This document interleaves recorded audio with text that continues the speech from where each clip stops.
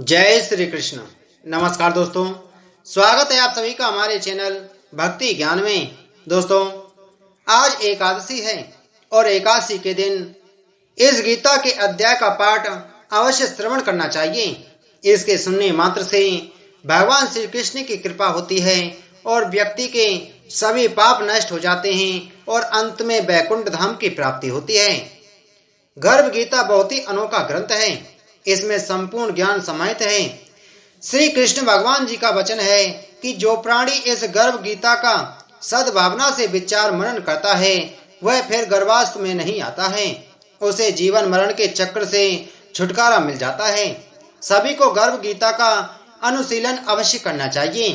साथ ही यह मान्यता है कि जो गर्भवती महिला गर्भ गीता का श्रवण करती है उसका गर्भस्थ शिशु अच्छे संस्कार ग्रहण करता है। जन्म लेने के बाद वह आदर्श जीवन व्यतीत करता है। अर्जुन ने कहा, हे कृष्ण भगवान, यह प्राणी जो गर्भवास में आता है वह किस दोष के कारण आता है? हे प्रभु जी, जब यह जन्मता है तब इसको जरा आदि रोग लगे रहते हैं, फिर मृत्यु होती है। हे स्वामी, वह कौन सा कर्म है जिसके करने से प्राणी जन्म मरण से रहित हो जाता है? भगवान श्री कृष्ण कहते हैं कि हे अर्जुन, यह मनुष्य जो है वो अंधा व मूर्ख है, जो संसार के साथ प्रीति करता है। यह पदार्थ मैंने पाया है और वह मैं पाऊंगा, ऐसी चिंता इस प्राणी के मन से उतरती नहीं। आठ पहर माया को ही मांगता है। इन बातों को करके बार बार जन्मता और मरता है। वह गर्भ विषय दुख पाता रहता है। अर्जुन कहते हैं, हे श्री कृष्ण भगवान, यह मन मंद मस्त हाथी की भांति है। तृष्णा इसकी शक्ति है। यह मन तो 5 इंद्रियों के बस में है। काम, क्रोध, लोभ, मोह और अहंकार, इन पांचों में अहंकार बहुत बली है। सो कौन यल है जिससे मन बस में हो जाए? श्री कृष्ण कहते हैं, हे अर्जुन, यह मन निश्चय ही हाथी की भांति है। तृष्णा इसकी शक्ति है। मन 5 इंद्रियों के बस में है। अहंकार इनमें श्रेष्ठ है।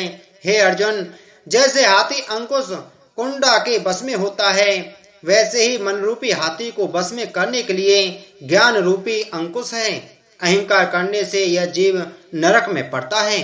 अर्जुन कहते हैं, हे भगवान, जो एक तुम्हारे नाम के लिए वन में खंडों में फिरते हैं, एक बैरागी हुए हैं, एक धर्म करते हैं, इनको कैसे जाने? जो वैष्णव हैं वे कौन हैं? श्री कृष्ण कहते हैं, हे अर्जुन, एक वे हैं जो मेरे ही नाम के लिए वनों में फिरते हैं, वे सन्यासी कहलाते हैं। एक वे हैं जो सिर पर जटा बांधते हैं और अंग पर भस्म लगाते हैं, उनमें मैं नहीं हूं, क्योंकि इनमें अहंकार है। इनको मेरा दर्शन दुर्लभ है। अर्जुन ने पूछा, हे भगवान, वह कौन सा पाप है जिससे स्त्री की मृत्यु हो जाती है? वह कौन सा पाप है कि जिससे पुत्र मर जाता है और नपुंसक कौन पाप से होता है? श्री कृष्ण कहते हैं, हे अर्जुन, जो किसी से कर्ज लेता है और देता नहीं, इस पाप से उसकी औरत मरती है। और जो किसी की अमानत रखी हुई वस्तु पचा लेता है उसके पुत्र मर जाते हैं। जो किसी का कार्य किसी के गोचर आए पड़े और वह जवानी कहे कि मैं तेरा कार्य सबसे पहले कर दूंगा, पर समय आने पर उसका कार्य न करे, इस पाप से नपुंसक होता है। ये बड़े पाप हैं। अर्जुन ने पूछा, हे भगवान, कौन पाप से मनुष्य सदैव रोगी रहता है? किस पाप से गधे का जन्म पाता है, स्त्री का जन्म तथा टट्टू का जन्म क्यों कर पाता है, और बिल्ली का जन्म किस पाप से होता है? श्री कृष्ण ने कहा, हे अर्जुन, जो भी मनुष्य कन्या दान करते हैं और इस दान में मूल्य लेते हैं वे दोषी हैं। वे मनुष्य सदा रोगी रहते हैं। जो विषय विकार के वास्ते मदिरा पान करते हैं वे टट्टू का जन्म पाते हैं, और जो झूठी गवाही भरते हैं वे औरत का जन्म पाते हैं। जो औरतें रसोई बना के पहले आप भोजन कर लेती हैं और पीछे परमेश्वर को अर्धदान करती हैं तो वे बिल्ली का जन्म पाती हैं। और जो मनुष्य अपनी झूठी वस्तु का दान करते हैं वे औरत का जन्म पाते हैं, वह गुलाम औरतें होती हैं। अर्जुन ने पूछा, हे भगवान, कई मनुष्यों को आपने स्वर्ण दिया है, सो उन्होंने कौन सा पुण्य किया है? और कई मनुष्यों को आपने हाथी घोड़ा रथ दिए हैं, उन्होंने कौन सा पुण्य किया है? श्री कृष्ण ने कहा, हे अर्जुन, जिन्होंने स्वर्ण दान किया है उनको घोड़े वाहन मिलते हैं। जो परमेश्वर के निमित्त कन्यादान करते हैं सो पुरुष का जन्म पाते हैं। अर्जुन ने पूछा, हे भगवान, जिस मनुष्यों के अंदर विचित्र देह है उन्होंने कौन सा पुण्य कार्य किया है?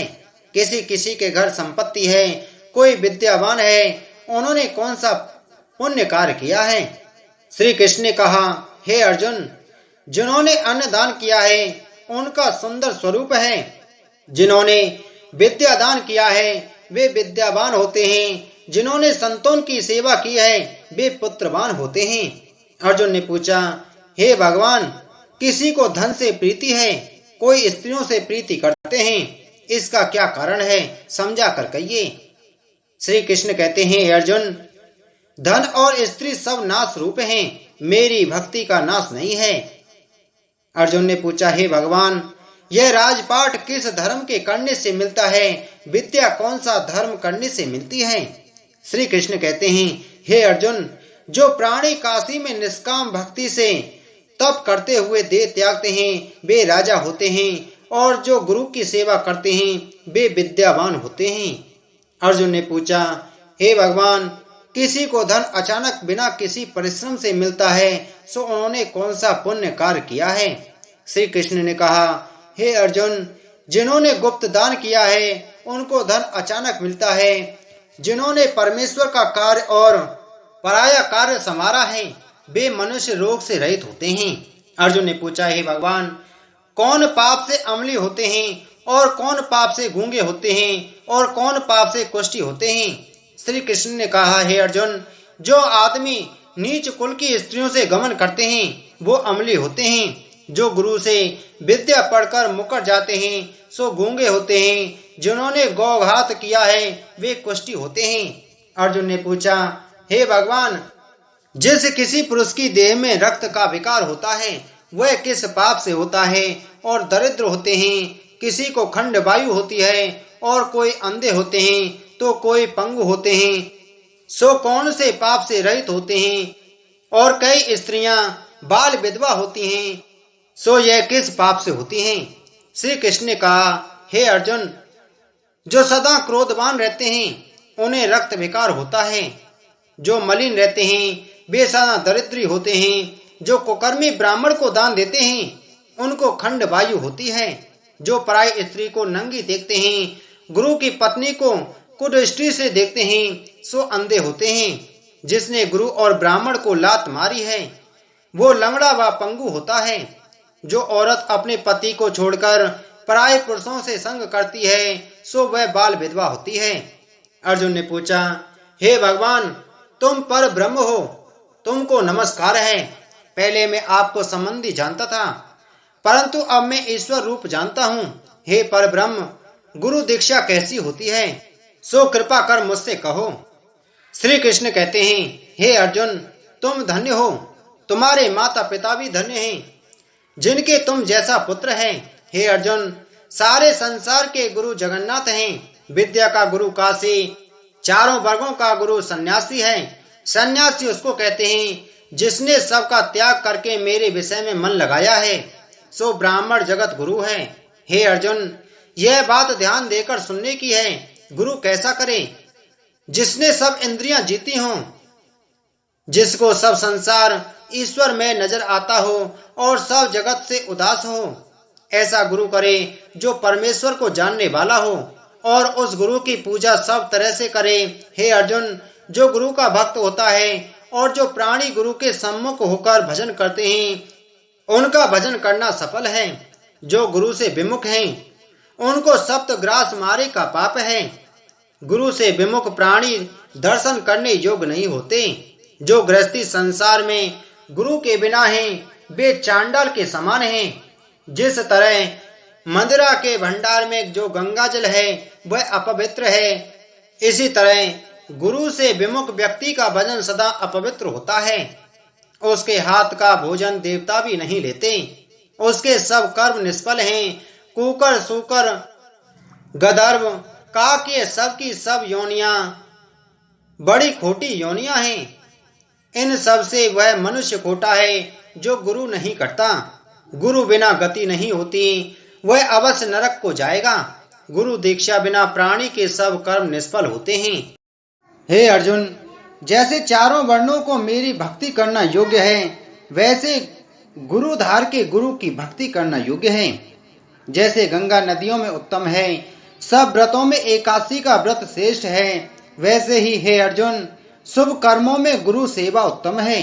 गुरु दीक्षा बिना प्राणी पशु योनि पाता है। जो धर्म भी करता है सो पशु योनि में फल भोगता है। वह 84 योनियों में भ्रमण करता रहता है। अर्जुन ने कहा, हे श्री कृष्ण जी भगवान, गुरु दीक्षा क्या होती है? श्री कृष्ण कहते हैं, हे अर्जुन, धन्य जन्म है उसका जिसने यह प्रश्न किया है। तू धन्य है। गुरु दीक्षा के 2 अक्षर हैं, हरि ओम। इन अक्षरों को गुरु कहता है। यह चारों वर्णों को अपनाना श्रेष्ठ है। हे अर्जुन, जो गुरु की सेवा करता है उस पर मेरी प्रसन्नता है। वह 84 योनियों से छूट जाएगा, जन्म मरण से रहित हो नरक नहीं भोगता। जो प्राणी गुरु की सेवा नहीं करता वह 3.5 करोड़ वर्ष तक नरक भोगता है। जो गुरु की सेवा करता है उसको कई अश्वमेघ यज्ञ के पुण्य का फल मिलता है। गुरु की सेवा मेरी सेवा है। हे अर्जुन, हमारे तुम्हारे संवाद को जो प्राणी पढ़ेंगे और सुनेंगे वो गर्भ के दुख से बचेंगे, उनकी 84 योनियां कट जाएंगी। इसी कारण इस पाठ का नाम गर्भ गीता ज्ञान है। श्री कृष्ण भगवान जी के मुख से अर्जुन ने श्रवण किया है। गुरु दीक्षा लेना उत्तम कर्म है। उसका फल यह है कि नरक की 84 योनियों से जीव बचा रहता है। भगवान बहुत प्रसन्न होते हैं। तो दोस्तों, उम्मीद है आपको यह गीता का पाठ अच्छा लगा होगा। तो इसे ज़्यादा से ज़्यादा शेयर करें, लाइक करें। अगर आप हमारे चैनल पर पहली बार आए हैं तो चैनल को सब्सक्राइब कर बगल में घंटी के बटन को जरूर दबाएं। जय श्री कृष्ण।